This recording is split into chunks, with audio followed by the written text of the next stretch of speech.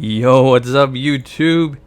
It's your boy XTV bringing you another video, and this time I'm gonna give you some tips on how to improve in a Mythic Plus, because I love Mythic Plus and I want you guys to improve as well, so stay tuned. So without further ado, before we start the video, I just want to say thank you to every single one of you, the 975 strong, all the new people that have come in and subbed. I appreciate. There's still about 83% of you guys that are watching the videos, but if you do like them, hit that like, hit that subscribe, leave a comment. Hopefully I can help you guys out with improving your gameplay as a survival hunter, and of course that's the reason why I created this channel, was to provide information out there because there was none. And just to fall in love with the game. I fell in love with the game all over and over again, and that's what I really want to do, just show the passion for it. So if you haven't, like I mentioned, please like, subscribe and all that. But let's get to the video. We're going to start with my top 3 to 5 tips on Mythic Plus on how to improve as a survival hunter. So funny enough, the first tip I want to give you guys is something about tip of the spear. There are a lot of things in the Survival Hunter forums, Survival Hunter Discord, in my Twitch channel.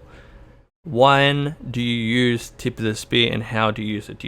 So a lot of people are talking about stacking it up to 3 times, which I thought you'd have to do to get the most out of it, but I was incorrect.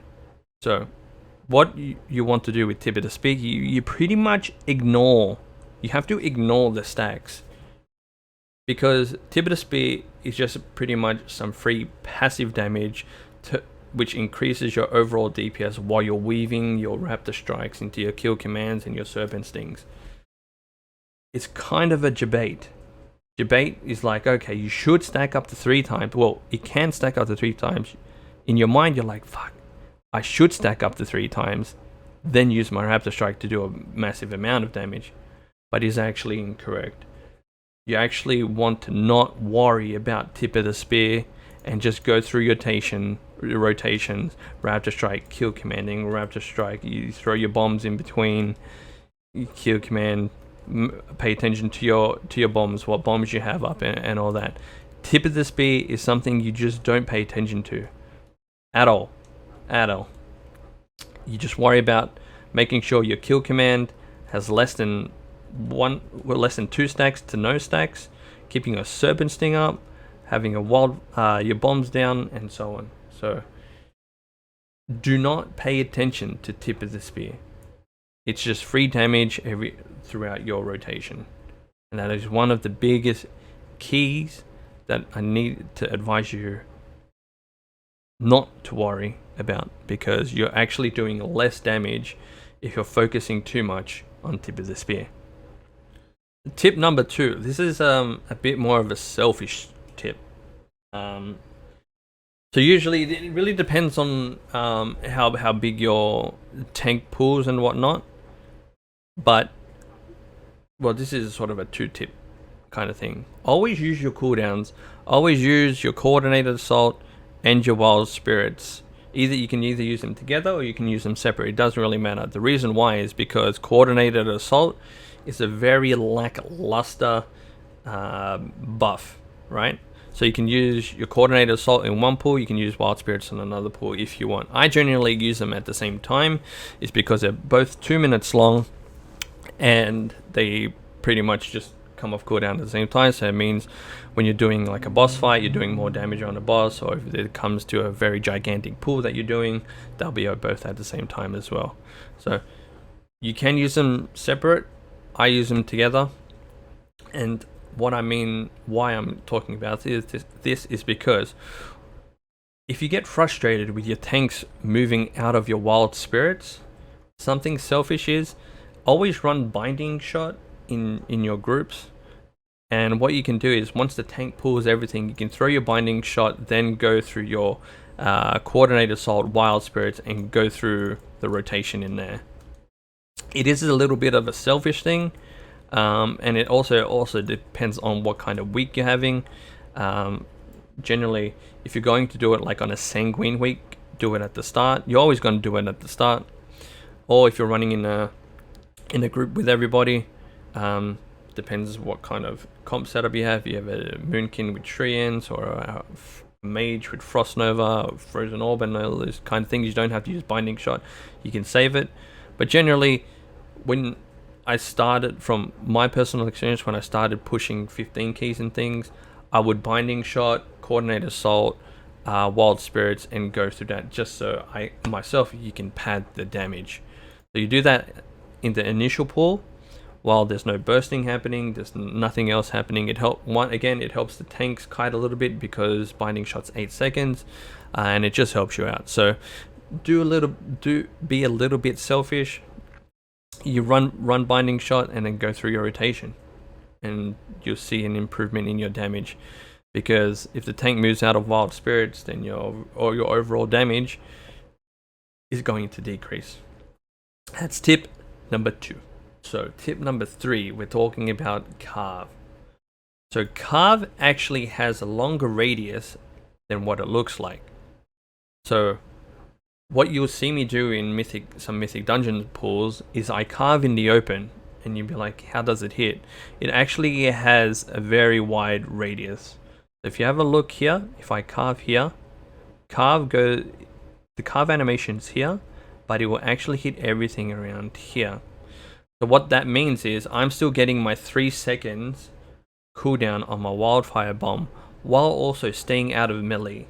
Meaning if there's a raging mob, like in Mists of Tyranna Scythe, where you have those, I think it's the bowmen that actually do like a frontal cone, you can sort of like pace out to the side of it and carve, and then hit all the targets as well to get your Wildfire Bomb down. So carving in the open is another tip, which I don't know if a lot of people knew. I think a lot of people like move into melee range and then carve so you can hit them. But you actually have a very wide range where you can sit out and you can carve and still hit them. So that's tip number 3. And the final tip for today might be a very generic one, is to have a very clean UI. Something that doesn't clutter your vision. Because if you have too many things in the middle, or you have all these big numbers that are flashing, you might miss a soak that you need to do. You might miss an AoE ability that's going out.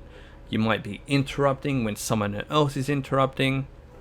So having a clean UI, being able to track interrupts, their cooldowns and whatnot, is one of the key things that you'll need to do. I advise you to get set up. So personally, I use Shattered Unit Frames. So Shattered Unit Frames are so we have a look here. I just unlock these frames. I pretty much have them, so myself, my target, my party, all the way to the side. So I have all this. I've cleaned up my UI just to show like the important cooldowns that I'm tracking. Just so you don't have to look everywhere. Just so once you start getting a hang of what buttons you need to press, so where your Wild Spirits are, where your kill command is, Raptor Strike, and all that kind of stuff is on your bars, you actually don't really need to have this showing.